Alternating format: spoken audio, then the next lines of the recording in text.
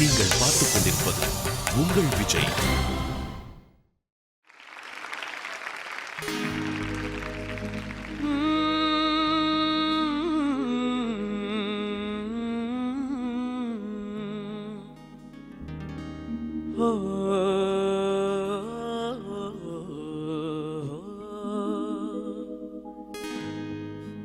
தெய்வம் தந்த வீடு வீதி இருக்கு,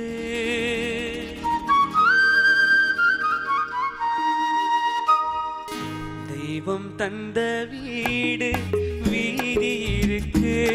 இந்த ஊர் என்ன, சொந்த வீடு என்ன, இந்த ஊர் என்ன, சொந்த வீடு என்ன, ஞான பெண்ணே வாழ்வின் பொருள் என்ன, நீ வந்த கதை என்ன, வாழ்வின் பொருள் என்ன, நீ வந்த கதை என்ன.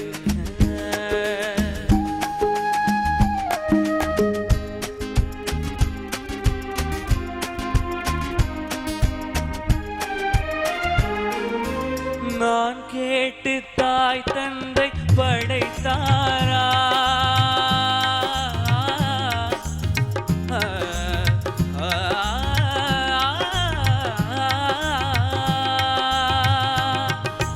நான் கேட்டு தாய் தந்தை படைத்தாரா, இல்லை என் பிள்ளை என்னை கேட்டு பிறந்தானா. தெய்வம் செய்த பாவம் இது போடி தங்கச்சி, கொன்றால் பாவம் தின்றால் போச்சு, இதுதான் என் கட்சி. ஆதி வீடு அந்தம் காடு, இதில் நான் என்ன, அடியே நீ என்ன, ஞான பெண்ணே வாழ்வின் பொருள் என்ன, நீ வந்த கதை என்ன, வாழ்வின் பொருள் என்ன, நீ வந்த கதை என்ன.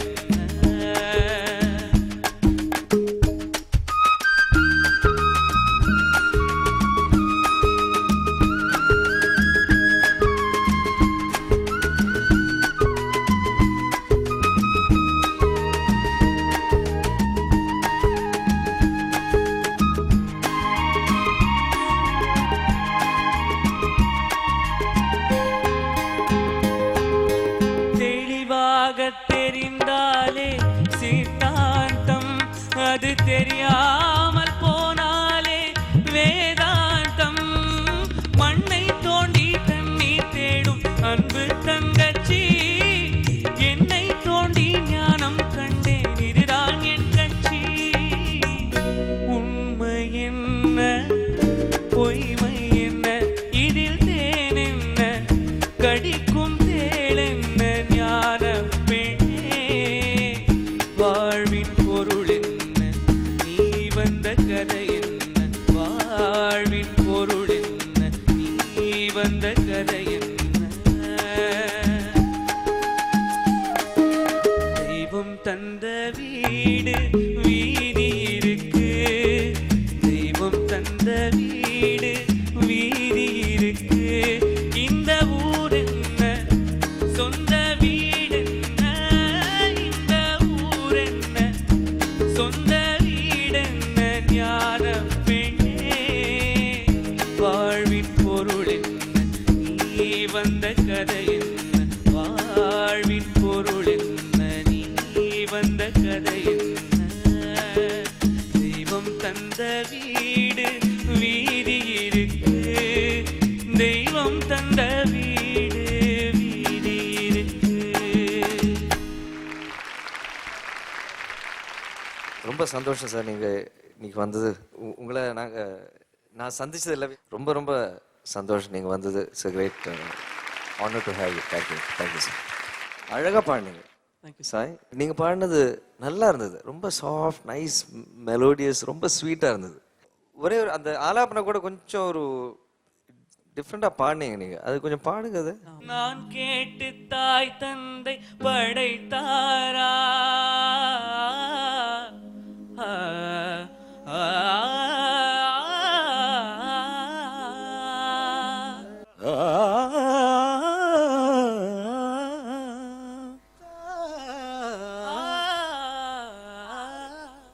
உனக்கு என்ன சௌகரியமா உன்னோட தொண்டையில பேசுறது அது நீ பாடிட்டேன், தப்பு இல்லை. சில டைம்ல நம்ம அந்த ஒரிஜினல் எதிர்பார்க்குறோம். பட் ரொம்ப அழகா இருந்தது நீ பாடினது, எனக்கு ரொம்ப பிடிச்சது. ஸ்ருதி சுத்தமா இருந்தது. சாய் நல்லா பாடுங்க, நல்லா தான் பாட தெரியும் உங்களுக்கு. இப்போ லிரிக்கல் கிளாரிட்டி இந்த ரவுண்டில் ரொம்ப இம்பார்ட்டன்ட். லிரிக்கல் கிளாரிட்டி கண்டிப்பாக இருந்தது, எல்லா வார்த்தையும் க்ளீனாக இருந்தது, நோ டவுட் அபவுட் இட். இன்னும் மோர் இந்த லிரிக்கு உண்டான எக்ஸ்பிரஷன் அண்ட் மியூசிக்கல் எக்ஸ்பிரஷன்ஸ், இது ரெண்டும் தான் உங்களுக்கு this is what you need in life. So nice. ஆக்சுவலா நத்திங்னஸ் இஸ் லைஃப் அப்படிங்கிற ஒரு மிகப்பெரிய ஒரு விஷயத்தை அந்த ஒரு பாட்டுக்குள்ள நம்ம எங்கேயுமே கண்டுபிடிக்க முடியாது. அதனால தான் பார்த்தீங்கன்னா நிறைய லைன்ஸ் அதை சொல்லும். ஆதி வீடு அந்தம் காடு, இதில் நீ என்ன நான் என்ன, லைஃப் இஸ் நத்திங்னஸ் என்பதை சொல்லுகிற ஒரு பாட்டுக்குள்ளே அவ்வளோத்தையும் சொல்ற ஒரு பாட்டு. Super, very nice, all the best, thank you.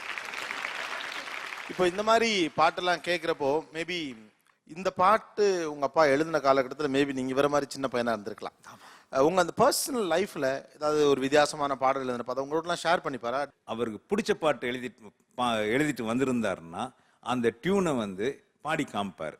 ஆனால் டியூன் இருக்காது, ஒன்று முழுசா ஒன்றும் டியூன் இருக்காது. ஆனால் அதை பாடி காமிக்கிற அந்த அழகு இருக்கு பாருங்க, ரொம்ப நல்லா இருக்கும். ரசிச்சு பாடுவார். அவர் சொல்லுவார், நான் பாடுறதுக்கு தான் முயற்சி பண்ணேன், அப்புறம் தான் எழுத வந்தேன் பாரு. ஓ, பாட தான் அவர் முயற்சி பண்ணாரு, ஆசைப்பட்டாரு.